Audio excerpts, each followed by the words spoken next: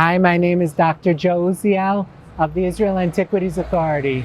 We're standing just inside the Dung Gate, and if you arrived in Jerusalem once upon a time, you probably marched straight up this way to head towards the Western Wall Plaza, the prayer area at the foot of the Temple Mount. But if you would just take a small detour as we're about to do, we will walk into a whole new world, a world right next to it where you can see 2,000 years of Jerusalem's history and touch it and feel it as it has been exposed by archaeological excavations, exposing the remains here, most recently by the Israel Antiquities Authority at the Davidson Center of the Archaeological Park of Jerusalem. I want to walk down with you, and we'll enter into the park and we'll see the remains which tell the story of Jerusalem's beating heart.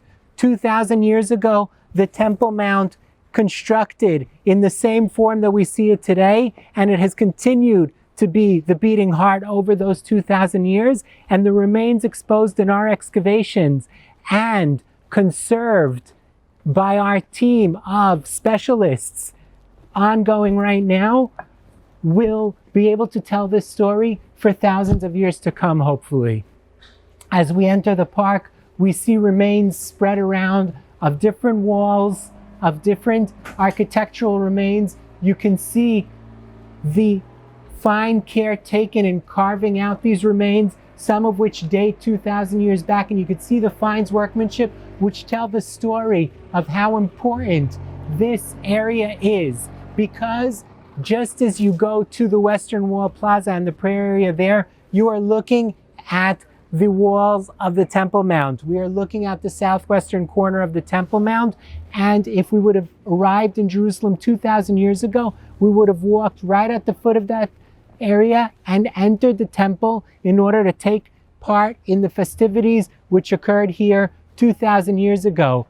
We know that thousands, if not tens of thousands, of people arrived in Jerusalem to take part in the pilgrimage 3 times a year on the high holidays, and they would have marched along a main road entering from the southern end of the city and walking along until they reached the Temple Mount, and then they would have climbed up into one of its entrances. We know of 4 such entrances along the western wall, as well as entrances in the southern wall.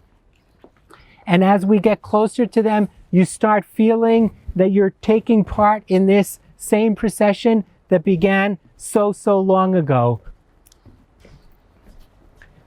The remains here have been exposed for over 150 years, with the English explorers being the first to work here, and eventually, most recently, the Israel Antiquities Authority with excavations and conservation work. Because as any archaeological remain and as any walls that stand over time, they get weakened and they need to be strengthened. And so we have a team of specialists making sure that the wall has been filled in and can stand the test of time. We are now about to step on to the Second Temple Period street, which was built, we know from archaeological evidence, around 30 CE, at a time when Jerusalem was under the rule of Roman governors, the most famous of which is Pontius Pilate, who is of course known for the crucifixion, but who was also involved in the building of many of the remains that we expose in our archaeological excavations. And this road, which could not have been completed before 30 CE, is a massive, magnificent road made of fine stones, finely carved stones, 8 meters in width, 600 in length, rough estimations of about 10,000 ton of stone, just to build the street, which would have led these pilgrims up towards the Temple Mount.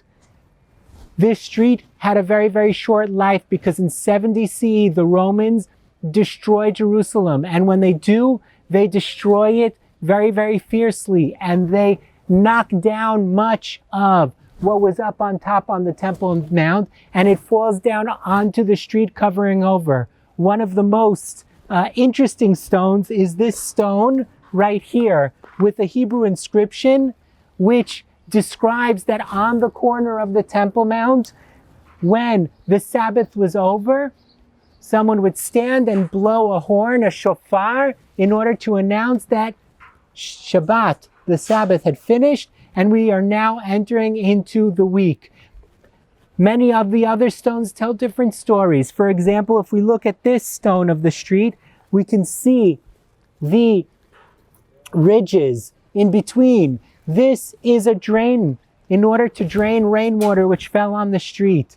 And the rainwater would have been collected and flowed into a drain the same as it does today. And that water would have flown into a whole system of drainage channels running beneath this street.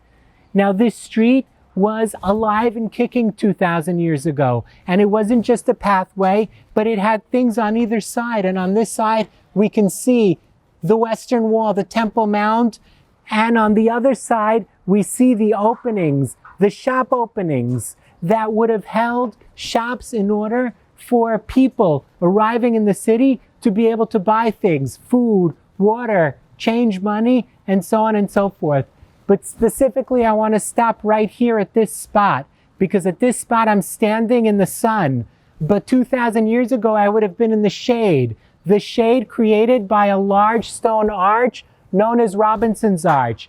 That arch held one of the entrances, one of the gateways into the Temple Mount. If we imagine ourselves arriving at a sports game in modern times, not everyone can come into the same entrance, and the same was true of the Temple Mount 2,000 years ago. You had various entrances for different sectors of the population. Certain people would have been allowed only in certain areas, and so you have the general entrances for the Jewish people, you have entrances for the women, you have entrances for the non-Jewish people who would have also taken part in the ceremonies, and you have entrances for the priestly people that would have been in charge of conducting the ceremonies.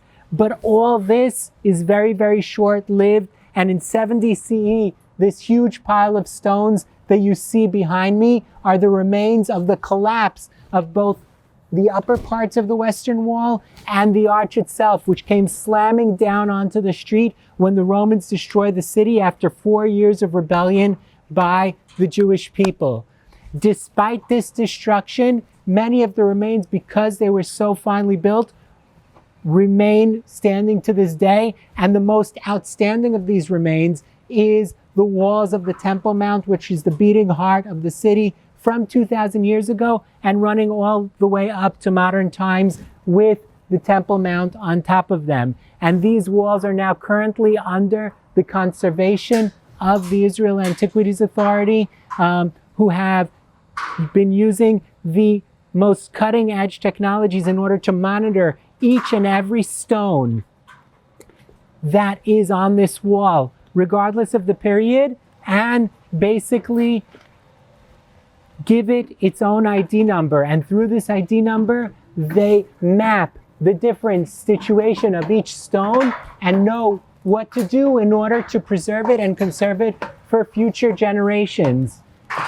As we walk onto this scaffolding, you can see the finely cut stones with the borders trimmed out. This is very, very typical of the Herodian period 2,000 years ago, and so we know when these stones were placed here. And if you notice, each and every row of stones moves in slightly further because this is in essence a support wall. So it's built on a slant and it goes in slightly, leaning inward to support the podium on top of it. And as we climb this scaffolding, we'll see the different periods of use of the Temple Mount, because after the destruction in 70 CE, the walls were then repaired in order to reuse the Temple Mount and re-inhabit it. And so we have different phases, and of course, on the top of this scaffolding, Robinson's Arch, or what remains of it, which are the Springer stone leaving the wall in order to form the arch, which would have held one of the entrances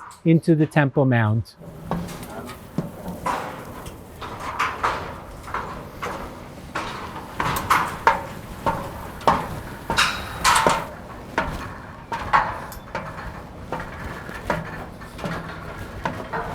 We've now climbed to the toppest part of the scaffolding against the western wall, and as you can see here, the work of our conservation team, including conservationists, engineers, to make sure that the wall is made perfectly steady.